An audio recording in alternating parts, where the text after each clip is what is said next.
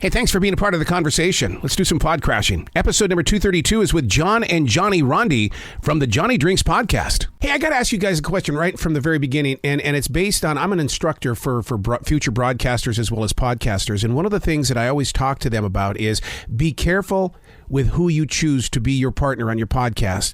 And then I see you guys working very well together. What happens when one of you wants to, hey, I'm going to go check out some football today. Come on, Dad, we got to do that podcast. Yeah, let's do it another day. How do you guys deal with that?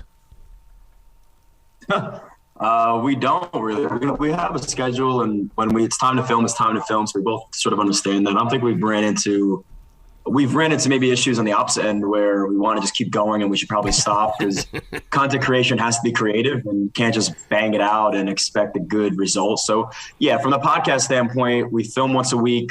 We have a great team of editors. And so if I have him for the full day, we may get one podcast in, we may get four, but he's pretty much, and I'm pretty much locked in whenever we need to be. Yeah, we just commit to the craft, right? So this is something that we know now is an obligation. Yes. We started it.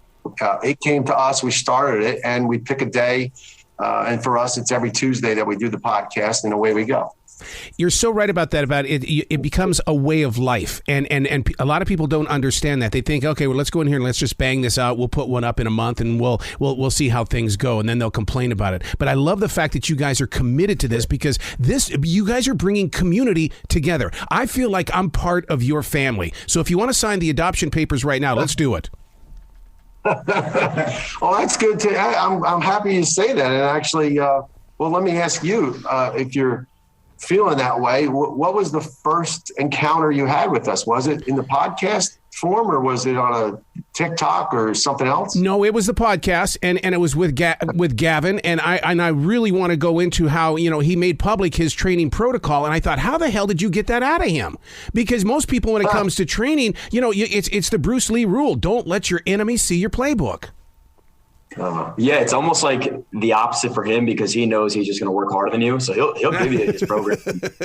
He doesn't really care. Yeah, it's interesting when you talk to a lot of these high level guys. We had Bo Nickel on the week before, and he's upfront with how he trains too because he knows you can't hang with him. So it's one of those. It's very basic, right? The way these guys train, it's nothing special. There's no like secret sauce. The secret sauce is just how hard they work. So yeah, that was a really good podcast. And then obviously he's one of my really good friends. So. He was happy to share.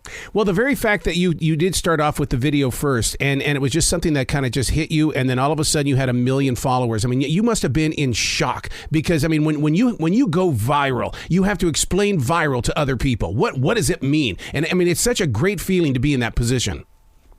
Yeah. It's interesting because when you go viral out of nowhere or without trying, you're now trying to keep up with what wasn't real in a sense, right? It didn't work for that. So the podcast is, I think, going to be a lot sweeter and it's going to make a lot more sense when it does grow, right? So in TikTok, for example, we went really, really high, and then there's obviously going to be times where it's not as high. So you have to deal with that roller coaster of emotions. And the podcast is, okay, we're setting and starting at ground zero. So when it does go viral, or it may not even just be viral, it's just the overwhelming amount of people that want to watch us, it's going to feel, I think, a lot sweeter than this like flash in a pan viral video that happened to us out of nowhere. You bring up the emotional side of watching those numbers. I mean, I am a numbers cruncher. I will sit there and break it down to figure out, okay, what did I do wrong this week that I wasn't doing? Yeah. And I mean, does it get into your soul that way too? And how do you move beyond that mountain? Oh, yeah. I think it's just going through it. Like the highs get really high in the beginning and then the lows get really low, and you try to analyze and pick apart, okay, this is what the intro has to be and this is how the ending has to be. I think at the end of the day, what we've realized is like, as long as you stay authentic and you try to have as much fun as possible, really never forget your roots and why you went viral in the first place. And same thing with you, right? I know people that are more analytic than anything, and they'll go back and say, okay, I'm going to do exactly what I just did for this post or this podcast, and the results aren't there. You're fighting a battle that you really can't win because you can't control these algorithms. But what you can do is just, again, create what you know is really great content and focus more on the input and less on the outcome. Right. I mean, Arrow, there's such a thing called paralysis by analysis, right? When you get too deep, that's not good. He's very different than I am. I watch the videos and I see things that I always find entertaining, but I also see things that I would rather do differently next time. The views are a byproduct of that. Yeah. Even on our best videos, I go back and I look at the first video that went viral. And to your point, well, what's viral? I didn't know what viral was, but I soon found out when he explained and said, Dad, we got to do it again because we've got over 8 million views of the first cocktail that I made that I smoked in Manhattan. But I look back at that video and I'm like, man, that was terrible. Like the mistakes, the things that I did, I don't even know why I did them. But again, I did them authentically because I was making a drink for myself. I wasn't out there trying to do it differently for an audience. So today, his focus is one thing, mine's another. I don't get in the weeds of the views. The views to me are not driving truly what our commitment now is. Our commitment is this, having our routine, our discipline. And to your point of a guy like anyone who's a Gavin who's going to work out, you go to the gym, you show up, you do the same things over and over again, repetition, time over task. Yep. And before you know it, you're competing and you're one of the strongest. I'm glad that you brought up that you go back and watch yourself. And the reason why is because I'm a radio guy. We air check ourselves. That's how we become better and better and better. And so a lot of people don't understand that it has nothing to do with conceit or overconfidence, that we are studying to make the product better. Yeah. Yeah. I was listening to our podcast this morning, the one which is you and I talking about technology. And I'm listening to it. I'm like, gosh, it's hard. It's so hard sometimes to listen to yourself talk, let alone watch. And I think listening for me is harder than even watching, because the distraction of watching is the visual. But the listening part, I'm so critical of the breath that I would take, the pause that you'll make. And you know this, right? Things that you understand that I'm only learning, I'm just learning, but I'm already picking up real quick on. And so it's hard. That in itself is something you got to be careful with. Don't, again, overanalyze what you're doing. Just be committed to showing up and doing it. If you could see me here in the studio, I sit here with a writing instrument in my hand and I'm jotting down notes as we go. And that's the reason why you can't see me on the camera, because I'm everywhere in this room. I mean, I am no different than Jim Cramer, who can't sit still. How did you get him to sit still behind a microphone? Didn't. Well, we were giving him some mezcal, so he was kind of comfortable maybe that way. But I don't know. I mean, I was actually going to compliment you and the other guys we were on today. You guys really do have radio voice. Like, you just sound, again, we have to always be improving, and we're taking mental notes about how you're approaching this little interview too. Yeah. This is no little interview. It's a big interview, right, Arrow? This is a big one for you. It's a big one. It's a big one. But, you talk about the people that you have been with and things, and you also talked about the numbers and the disappointment sometime when they don't come in when you have a big interview. That's one of the reasons why I made it a point. I will never try to get an interview with Paul McCartney, because I feel like that there'll be so much anxiety in show prepping that the payoff will not be on the other side. And so therefore I've had to convince myself, and I'm sure you guys are the same thing, it's the experience of creating the podcast and going through the conversation. There's nothing greater than that. Do you agree?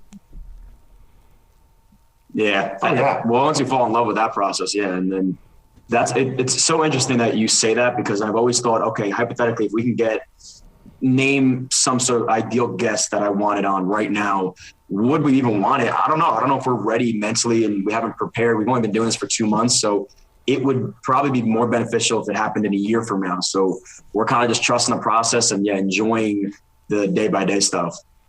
Balancing alcohol with a healthy lifestyle. You guys get really real, being, just right. And you're not afraid to talk about things.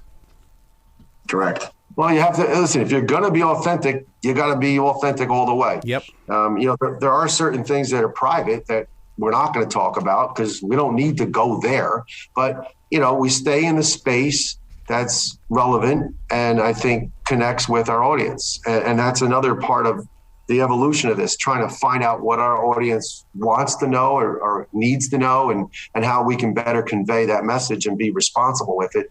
There's a huge undercurrent and a movement, I think, especially of the younger generation, that wants to, enhance that there's a soundbite, being your better self. And there's a lot of that right now. Oh, be your better self, a better version of yourself. Okay, I understand what that means, but to truly embrace that is somewhat painful at times, because you need to look at yourself and know what your faults are and say, okay, don't stay there. Like, go forward, evolve, try things out, and have fun with it. And most of the things will work out. Over time, everything works out, right? Over time, the day starts the next day. It's a clean slate. You can do it over. You can do it differently. You can do it better. So. I would love to see the research on the listeners that tap in because they wish they had the same kind of relationship with their father. And that listening to you guys is that it makes me feel like that, because I did not get to talk with my father. And so to have conversations like that, I was always the knucklehead, or he would accuse me of being the know-it-all. For you guys to have the conversations that you do is a beautiful picture. And to hear it in a podcast is great for the imagination. Thank you. Well, it's to his credit, to be honest with you, because if we didn't have this venue, our relationship would be probably, like the most commonplace. I mean, let's be realistic. I sit down all day on a Tuesday and I talk with or listen to him and the other people talk. That venue was created because of him. This was his vision. I have a full-time job. I still have a full-time job. So, put your head down and pedal, work and go, provide for your family. This is the dad's role. This is what I signed up for. And yeah, while you'd love to stop all of that and ask each one of your kids to go to lunch or to go to dinner and have a conversation, it's not realistic. It's not like you don't want to do that as a parent. It's just the opportunity isn't always there. We have this opportunity. I have the gift to work with my daughter, who's our social media manager. Yeah. I have the place to have my wife involved and have my other son and my other daughter involved. And so this is what has come our way, and we're having as much fun as you can have, but it's work and it's challenging. And there's that day to day is not always fun. The day-to-day gets tedious. I want to touch on something when you were talking about developing the voice. First of all, to go from terrestrial radio to podcasting, that was one of the biggest struggles, because getting a podcast voice versus a radio voice, completely different. But I think that what you need to do is listen to the jocks that are on the air today and other podcasts, impersonate them. But then because Casey Kasem was huge in my life. Therefore, that's the storyteller. And you learn to figure out who is it that you want to be, and it really is a gift to those that you're listening to that you would sound like them. But you guys have got incredible voices because you are in an age where it's all about being natural. It's not about grinding your vocals and talking like a big time jock. Those days are over. I want to be like Wolfman Jack. Oh my God, Wolfman Jack. Oh baby, you got the Wolf Daddy here. Can you imagine what he was gargling with at night when that show was over? Oh my gosh! And I don't even know. Do you know who Casey Kasem is? Yeah. All right, he heard of Casey, but Wolfman Jack, that guy who grew up was like, that was the guy. Yeah. That was the guy. Yeah. So anyway. Oh, his autograph is right behind me. And because he would always come to town because he was always trying to be with the people. And he was lived in North Carolina as well. So, but you guys are so real. And that's what makes me inspired by listening to you. So I hear how you have a conversation. I'm inspired. I will try to converse just like you guys do. Cool. All right. Thank you, Errol. Good stuff. All right. How much more time do we have? I mean, we could talk forever here. Oh, we got 3 days. Let's talk about the wine, because when you guys put the subject on the wine, I thought right away, I'm going, oh wow, I always thought wine was for girls, but you don't really make that true. You make it for everybody. Sure. It's a culture thing, though. It's just where we're from, and I guess being of Italian descent, it's in our family. Mm-hmm. So it's interesting that you even said that, because people in New Jersey have never, maybe it's just the East Coast or Northeast, have never seen wine as just a girl thing, and it's probably the opposite here. Like, more dudes are into red wine than the girls that I know, for sure. Yeah, because I've always thought, well, when I see the guys buying the wine, I'm going, oh, it's a Friday night. Okay, I understand what's happening here. You're going to use the wine to soften up the scene, and so, but at the same time, Right. I see a lot of guys buying those big old 12 packs of beer too. Yeah, no, that's interesting. Yeah, again, around here, guys will buy wine to go out with other guys. It's very, very normal. Yeah, and we celebrate that. I have a group of friends that elevates the game when you talk about wine. I mean, you can run the gamut. You can get a good, $20 bottle of Cabernet, and then upscale it to $250 bottle of French wine. So there's that whole other what we call life experience, right? That has the common thread, which is wine, and especially with the guys that I socialize with, it is in itself a reason to get together. Everyone bring a bottle of wine. Let's try it. Everyone, pull from a different region, and let's try those wines together, and let's have some fun and rank them. And so, and I hear a lot of people, doing the same thing with like Scotch and whiskeys and bourbons. Yep. And let's face it, that's the best way to celebrate friendships, as well as in this case, the spirit that you're hosting. Online gambling it's up in the they're trying to decide if we can legally do it here in North Carolina. So the fact that you guys were talking about it shows how in touch you are with your audience. Yeah. Who did this research for you? Did you do this on your own? Dude, I am a research freak, man. I show prep 2 and 3 days out of each conversation. That's amazing, man. And that, like something like that, for example, it impresses us so much that now I have to make sure, and we just hired like a pre-producer for our guests, but we got to make sure we come correct and have these sort of loaded questions and information. But yeah, I mean, that was a really interesting topic of conversation with Bill Pasquale. I never realized that he was the one that brought New Jersey online gambling to the surface and is pretty active in making sure that it's followed up by the rest of the states. And it's one of those things that when you have it in New Jersey, it just makes sense. And then when you go to other states that don't, it's almost like you're confused as to why they're not adopting the same thing. Right. Yeah. You got to come back to this show anytime in the future. I mean, guys, I love talking with you. And what a better way to promote than to talk with other podcasters who have their listening audience. It becomes your listening audience. And it's a community is what it is.